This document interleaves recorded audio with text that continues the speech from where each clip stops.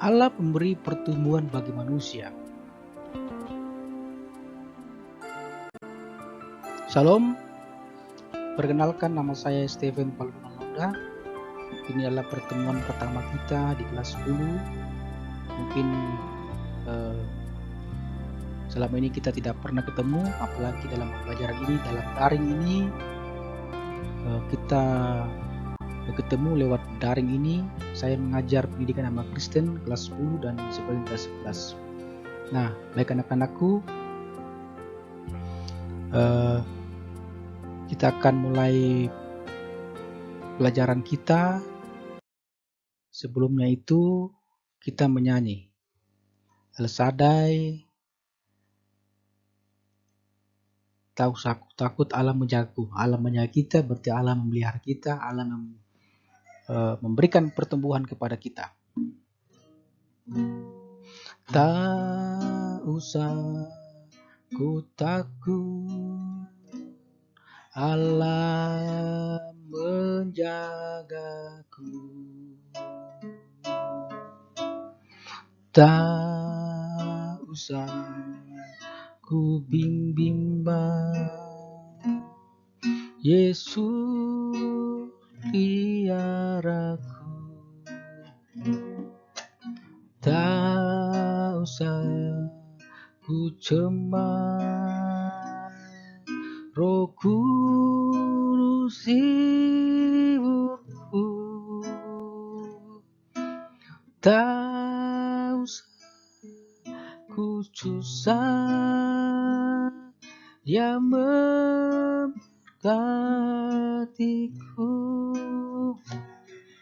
El Shaddai, El Shaddai, Allah Maha Kuasa. Dia besar, Dia besar, El Shaddai mulia, El Shaddai, El Shaddai, Allah Maha Kuasa. Berkatnya melimpah, El Shaddai.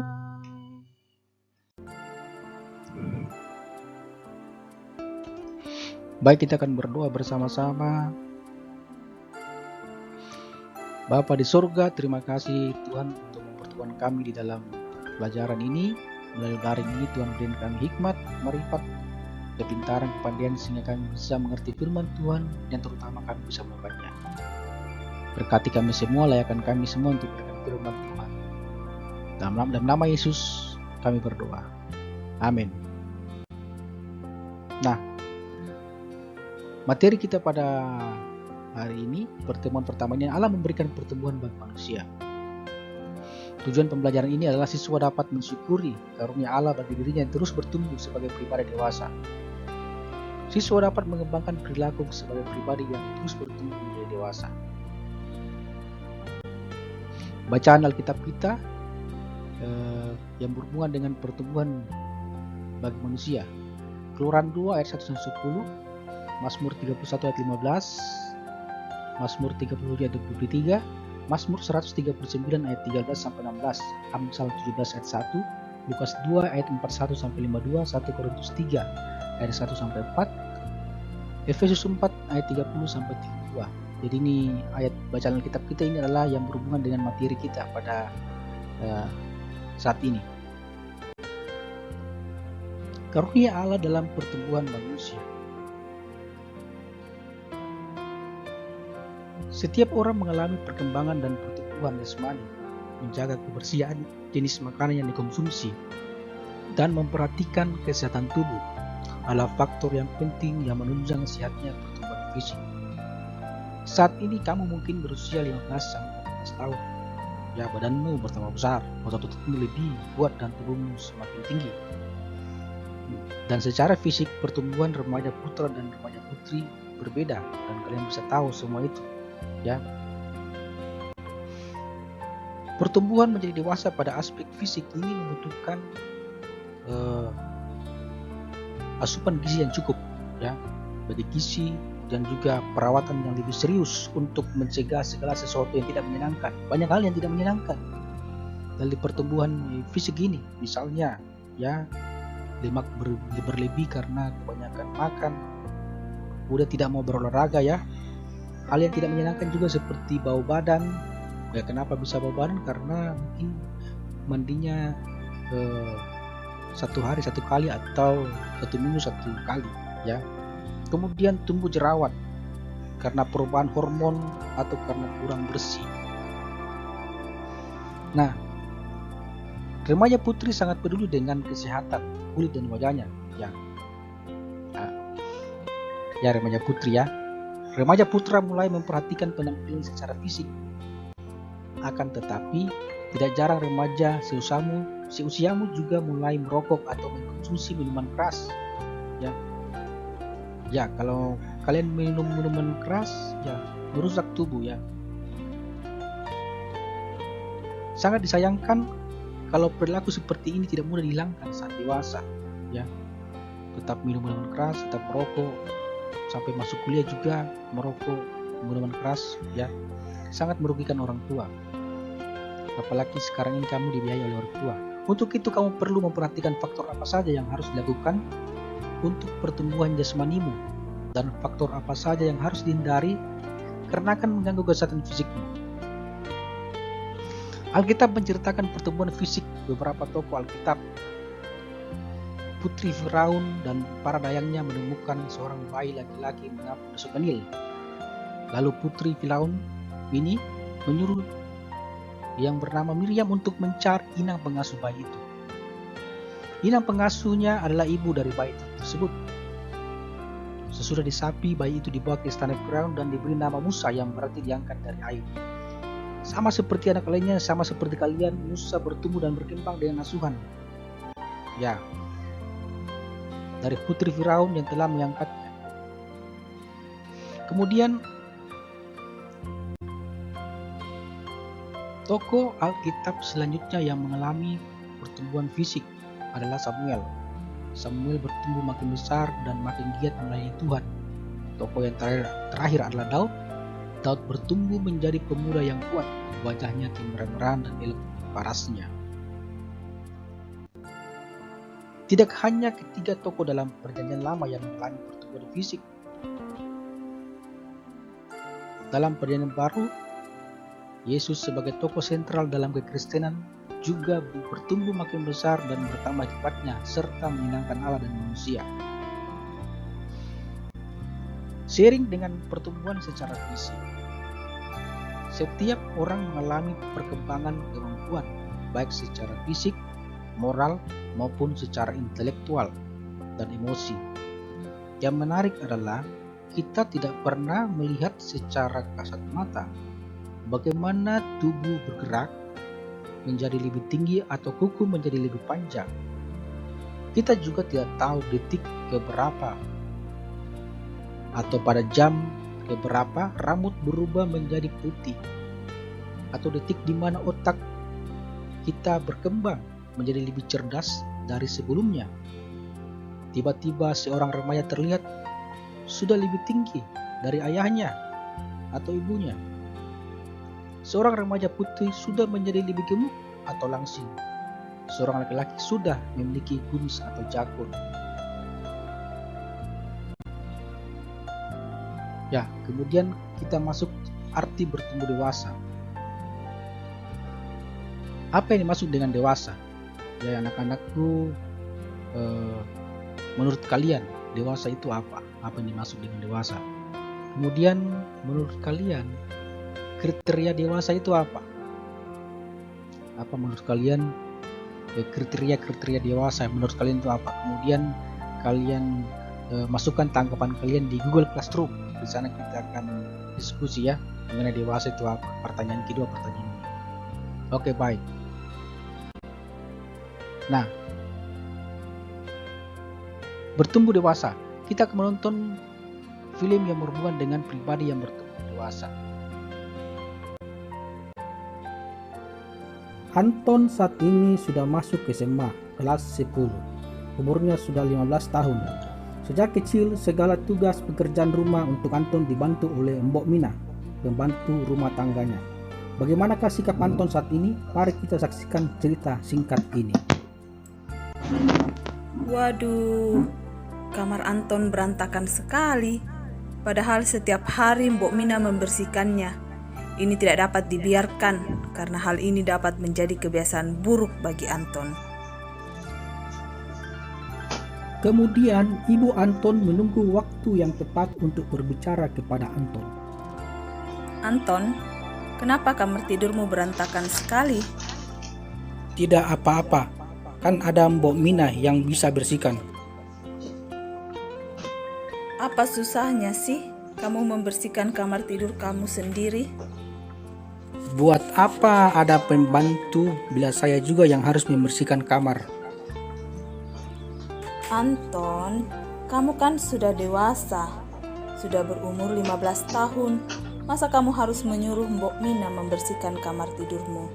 Sebagai seorang yang sudah dewasa, seharusnya mampu untuk mengerjakan sendiri tugas pribadi, supaya kelak ketika kita tidak tinggal bersama orang tua, kita mampu melakukan semua pekerjaan dengan baik. Ya benar juga apa yang Mama katakan. Selama ini aku hanya mengandalkan Mbok Mina. Bagaimana aku bisa mengerjakan pekerjaan rumah bila selalu mengandalkan Mbok Mina? Thanks ya, Ma, sudah mengingatkan aku. Nah, begitu dong baru anak mama. Kemudian Anton masuk ke kamarnya dan melakukan apa yang disampaikan oleh ibunya. Akhirnya kamar ini bersih juga, semua karena nasihat yang Mama berikan. Sekarang saya sadar bahwa kebersihan itu sangat penting, apalagi sekarang saya sudah kelas 10. Kalau saya bersih dan rapi, pasti banyak cewek-cewek yang suka. Hahaha. Sekian.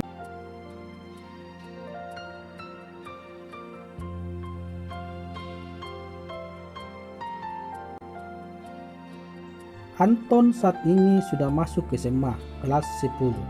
Umurnya sudah 15 tahun. Sejak kecil, segala tugas pekerjaan rumah untuk Anton dibantu oleh Mbok Mina, pembantu rumah tangganya. Bagaimanakah sikap Anton saat ini? Mari kita saksikan cerita singkat ini. Waduh, kamar Anton berantakan sekali. Padahal setiap hari Mbok Mina membersihkannya.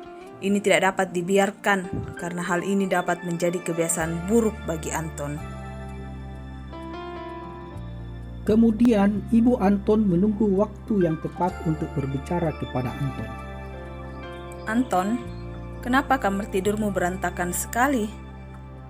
Tidak apa-apa, kan ada Mbok Mina yang bisa bersihkan.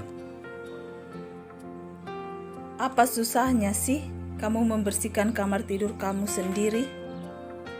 Buat apa ada pembantu bila saya juga yang harus membersihkan kamar? Anton, kamu kan sudah dewasa, sudah berumur 15 tahun. Masa kamu harus menyuruh Mbok Mina membersihkan kamar tidurmu? Sebagai seorang yang sudah dewasa, seharusnya mampu untuk mengerjakan sendiri tugas pribadi, supaya kelak ketika kita tidak tinggal bersama orang tua, kita mampu melakukan semua pekerjaan dengan baik. Ya benar juga apa yang Mama katakan. Selama ini aku hanya mengandalkan Mbok Mina. Bagaimana aku bisa mengerjakan pekerjaan rumah bila selalu mengandalkan Mbok Mina? Thanks ya, Ma, sudah mengingatkan aku. Nah, begitu dong baru anak mama. Kemudian Anton masuk ke kamarnya dan melakukan apa yang disampaikan oleh ibunya. Akhirnya kamar ini bersih juga, semua karena nasihat yang Mama berikan. Sekarang saya sadar bahwa kebersihan itu sangat penting, apalagi sekarang saya sudah kelas 10. Kalau saya bersih dan rapi, pasti banyak cewek-cewek yang suka. Hahaha. Sekian dan terima kasih sudah menonton. Nah, Dari cerita singkat yang baru ditonton tadi, ada beberapa pertanyaan yang kita akan jawab bersama-sama anak-anakku di rumah. Yang pertama, apakah Anton sudah memiliki sikap dewasa?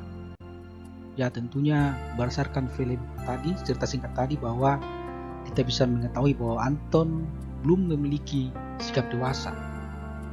Kemudian yang kedua, ya, karakter apa yang dimiliki Anton sehingga ia belum dewasa? Ayo, karakter apa yang dimiliki Anton sehingga dikatakan belum dewasa? Jadi seperti yang anak-anak menonton tadi, karakter yang dimiliki Anton yaitu dia malas untuk membersihkan kamar tidurnya, ya, tempat tidurnya. Biasa Anton sejak kecil Anton selalu dibantu oleh pembantunya Bu Mina untuk menyiapkan segala perlengkapan kebutuhan pribadinya. Sampai Anton sudah SMA, ya, sudah kelas 10, masih juga disiapkan oleh pembantunya. Jadi ini Anton belum memiliki sikap dewasa, ya. Yang ketiga, jika kamu jadi Anton, apa yang akan kamu lakukan? Ya, akan kamu lakukan jika kamu jadi Anton. Jadi menurut saya, sebagai anakku, kalau berangkat ke sekolah itu rapikan tempat tidurnya, ya, menyapu, terus kemudian rapikan mejanya. Kalau ada debu, ada laba-laba di sudut rumah, supaya dibersihkan, ya, supaya orang tua kita juga senang, ya. Dan kamu juga pasti tentunya senang melihat kamarmu bersih. Oke, baik. Arti bertumbuh dewasa. Menurut Kamus Bahasa Indonesia, kata dewasa mempunyai arti sampai umur akil balik, bukan kanak-kanak atau remaja lagi. Kedua, telah mencapai kematangan kelamin. Matang cara berpikirnya. Istilah dewasa, adult, berasal dari kata Latin adolescere, yang artinya tumbuh menjadi dewasa. Kata adult berasal dari kata kerja adultus, yang berarti menjadi kekuatan dan ukuran yang sempurna atau telah menjadi dewasa. Nah, anak-anakku, lalu apakah arti kata dewasa itu? Ya, kita tahu bersama-sama, seseorang dikatakan dewasa apabila ia dapat bertanggung jawab terhadap pekerjaan sehari-hari dan cinta yang telah dikerahkan khususnya dalam pernikahan. Kemudian orang dewasa dituntut untuk mempertanggungjawabkan semua yang dilakukannya, seperti bekerja untuk memenuhi kebutuhan dirinya dan kehidupan keluarganya. Nah, selanjutnya, orang dewasa ya sanggup membuat keputusan, ya. Kalau kamu dewasa ya sanggup membuat keputusan dan bertanggung jawab terhadap keputusan tersebut dan tidak tergantung kepada orang lain atau mandiri, ya. Jadi kalau anakku membuat keputusan, bertanggung jawablah atas keputusan itu. Yaitulah bertumbuh dewasa, dikatakan dewasa. Nah, kemudian anakku, apa kata Alkitab tentang pribadi yang bertumbuh dewasa? Apa kata Alkitab? Ayo. Ternyata kata Alkitab yaitu kedewasaan seseorang ditentukan oleh kehidupan rohaninya di hadapan Tuhan. Jadi bukan seorang yang berkecukupan atau orang itu tersebut tidak memiliki apa-apa, ya. Tapi kedewasaan itu ditentukan oleh kehidupan rohaninya di hadapan Tuhan. Ya. Dalam 1 Korintus 3 ayat 1-4, Paulus menjelaskan kepada jemaat di Korintus bahwa meskipun mereka telah menjadi percaya, mereka belum mengalami kedewasaan secara rohani. Paulus menegaskan di sini bahwa jika jemaat Korintus masih dikuasai iri hati dan perselisihan, mereka adalah manusia duniawi. Itu artinya mereka belum dewasa dalam Kristus. Mereka masih hidup dalam keinginan daging dan mengutamakan kepentingan mereka sendiri. Jadi Paulus menyebutnya dengan manusia duniawi, sama seperti bayi yang masih membutuhkan susu dan belum dapat mengkonsumsi makanan keras seperti orang dewasa. Dia dalam 1 Korintus 3 ayat 1-4 ya. Kemudian anak-anakku kita beralih ke bagian C, yaitu tujuan Allah memberikan pertumbuhan. Jadi apa tujuan Allah memberikan pertumbuhan kepada anak-anakku? Ya, tujuan Allah memberi pertumbuhan.